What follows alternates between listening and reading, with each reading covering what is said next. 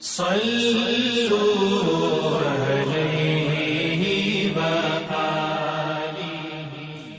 صلی اللہ علیہ وآلہ وسلم پر وحی کا ابتدائی دور اچھے سچے پاکیزہ خوابوں سے شروع ہوا۔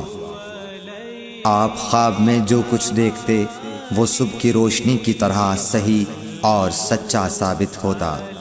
پھر من جانب قدرت آپ تنہائی پسند ہو گئے اور آپ نے غار حرا میں خلوت نشینی اختیار فرمائی اور کئی دن اور رات وہاں مسلسل عبادت اور یاد الہی و ذکر میں مشغول رہنے لگے۔ جب تک گھر آنے کو دل نہ چاہتا توشہ ہمراہ لیے ہوئے وہاں رہتے۔ توشہ ختم ہونے پر ہی اہلیہ محترمہ حضرت خدیجہ رضی اللہ تعالی عنہا کے پاس تشریف لاتے اور کچھ توشہ ہمراہ لے کر پھر وہاں جا کر خلوت گزین ہو جاتے۔ یہی طریقہ جاری رہا یہاں تک کہ آپ پر حق منکشف ہو گیا اور آپ غار حرا ہی میں قیام پذیر تھے کہ اچانک حضرت جبرائیل علیہ السلام آپ کے پاس حاضر ہوئے اور کہنے لگے کہ اے محمد پڑھو۔ آپ فرماتے ہیں کہ میں نے کہا کہ میں پڑھنا نہیں جانتا۔ آپ صلی اللہ علیہ وسلم فرماتے ہیں کہ فرشتے نے مجھے پکڑ کر اتنے زور سے بھینچا کہ میری طاقت جواب دے گئی۔ پھر مجھے چھوڑ کر کہا پڑھو۔ میں نے پھر وہی جواب دیا کہ میں پڑھا ہوا نہیں ہوں۔ اس فرشتے نے مجھ کو نہایت ہی زور سے بھینچا کہ مجھ کو سخت تکلیف محسوس ہوئی۔ پھر اس نے کہا کہ پڑھ۔ میں نے کہا میں پڑھا ہوا نہیں ہوں۔ فرشتے نے تیسری بار مجھ کو پکڑا اور تیسری مرتبہ پھر مجھ کو بھینچا۔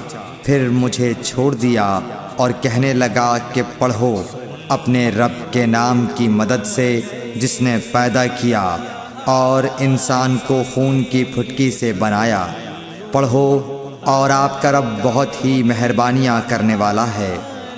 بس یہی آیتیں آپ حضرت جبرائیل علیہ السلام سے سن کر اس حال میں غار حرا سے واپس ہوئے کہ آپ کا دل اس انوکھے واقعے سے کانپ رہا تھا۔ آپ حضرت خدیجہ کے ہاں تشریف لائے اور فرمایا کہ مجھے کمبل اوڑھا دو، مجھے کمبل اوڑھا دو۔ لوگوں نے آپ کو کمبل اوڑھا دیا۔ جب آپ کا ڈر جاتا رہا تو آپ نے اپنی زوجہ محترمہ حضرت خدیجہ رضی اللہ تعالی عنہا کو تفصیل کے ساتھ یہ واقعہ سنایا اور فرمانے لگے کہ مجھ کو اب اپنی جان کا خوف ہو گیا ہے۔ آپ کی اہلیہ محترمہ حضرت خدیجہ رضی اللہ تعالی عنہا نے آپ کی ڈھارس بندھائی اور کہا کہ آپ کا خیال صحیح نہیں ہے۔ اللہ کی قسم آپ کو اللہ کبھی رسوا نہیں کرے گا۔ آپ تو اخلاق فاضلہ کے مالک ہیں۔ آپ تو کنبہ پرور ہیں، بے کسوں کا بوجھ اپنے سر پر رکھتے ہیں، مفلسوں کے لیے آپ کماتے ہیں، مہمان نوازی میں آپ بے مثال ہیں اور مشکل وقت میں آپ امر حق کا ساتھ دیتے ہیں۔ ایسے اوصاف حسنہ والا انسان یوں بے وقت ذلت و خواری کی موت نہیں پا سکتا۔ پھر مزید تسلی کے لیے حضرت خدیجہ رضی اللہ تعالی عنہا آپ کو ورقہ بن نوفل کے پاس لے گئیں جو ان کے چچا زاد بھائی تھے اور زمانہ جاہلیت میں نصرانی مذہب اختیار کر چکے تھے اور عبرانی زبان کے کاتب تھے۔ چنانچہ انجیل کو بھی حسب منشائے خداوندی عبرانی زبان میں لکھا کرتے تھے۔ انجیل سریانی زبان میں نازل ہوئی تھی، پھر اس کا ترجمہ عبرانی زبان میں ہوا۔ ورقہ اسی کو لکھتے تھے۔ وہ بہت بوڑھے ہو گئے تھے، یہاں تک کہ ان کی بینائی بھی رخصت ہو چکی تھی۔ حضرت خدیجہ رضی اللہ تعالی عنہا نے ان کے سامنے آپ کے حالات بیان کیے اور کہا کہ اے چچا زاد بھائی، اپنے بھتیجے محمد صلی اللہ علیہ وسلم کی زبانی ذرا ان کی کیفیت سن لیجئے۔ وہ بولے کہ بھتیجے آپ نے جو کچھ دیکھا ہے اس کی تفصیل سناؤ۔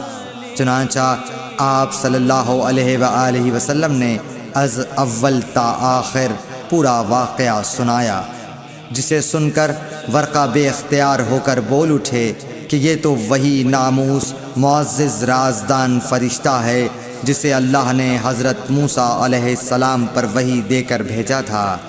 کاش میں آپ کے اس عہد نبوت کے شروع ہونے پر جواں عمر ہوتا، کاش میں اس وقت تک زندہ رہتا جب کہ آپ کی قوم آپ کو اس شہر سے نکال دے گی۔ رسول کریم صلی اللہ علیہ وآلہ وسلم نے یہ سن کر تعجب سے پوچھا کہ کیا وہ لوگ مجھ کو نکال دیں گے، حالانکہ میں تو ان میں صادق و امین و مقبول ہوں۔ ورقہ بولا، ہاں یہ سب کچھ سچ ہے، مگر جو شخص بھی آپ کی طرح امر حق لے کر آیا لوگ اس کے دشمن ہی ہو گئے ہیں۔